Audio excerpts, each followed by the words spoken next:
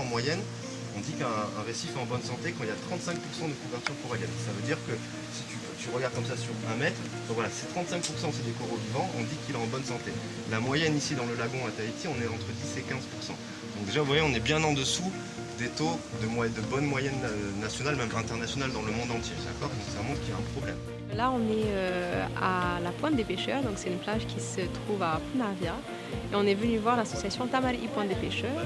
Et en fait, eux, ils ont 2 missions. La première, c'est de sensibiliser la population aux enjeux des écosystèmes marins en général, plus particulièrement tout ce qui est écosystème corallien. Et également, ils font des actions de bouturage de coraux. Donc là, nos éco-sentinelles sont en train d'apprendre justement comment marchent les écosystèmes coralliens. Et ils vont aller dans quelques minutes dans l'eau pour bouturer et parrainer une petite branche de corail chacun qui sera ensuite posée sur les tables de bouturage qui se trouvent près du récif, donc juste en face du spot de Tamari Pointe des Pêcheurs. J'ai un corail vivant et on va le bouturer sur un corail mort qu'on va ensuite placer sur les tablettes là-bas pour qu'il puisse se reproduire et agrandir et devenir une grosse patate que l'on va pouvoir remettre ensuite dans la mer.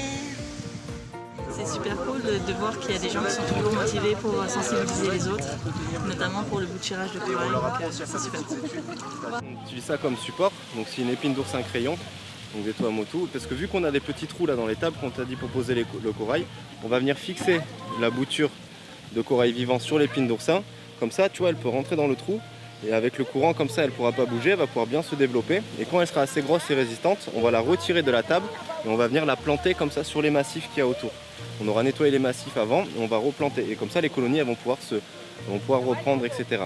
Et au moins, le support, il est 100% naturel, tu vois, parce que c'est une épine d'oursin crayon. Donc le principe est tout simple au final. Hein. C'est juste que nous, on utilise une table parce qu'on veut, on les classe, on les étudie, on étudie la mortalité, le blanchissement. Mais au final, il suffit juste de récupérer les morceaux qui sont tombés par terre et les fixer comme ça sur les massifs. Et mon corail à moi, Ouais, il va devenir comment dans un an? Grand comment? il va devenir comme ça. Waouh! Ne serait-ce que de ramasser un corail vivant, donc il faut qu'il ait de la couleur pour qu'il soit vivant, et ne serait-ce que de le prendre et de le mettre sur une patate ou une cavité creuse du corail, et bien de l'enfoncer dans le corail, et qu'il ait assez de lumière et de courant, et le corail peut renaître et peut s'épanouir dans le corail.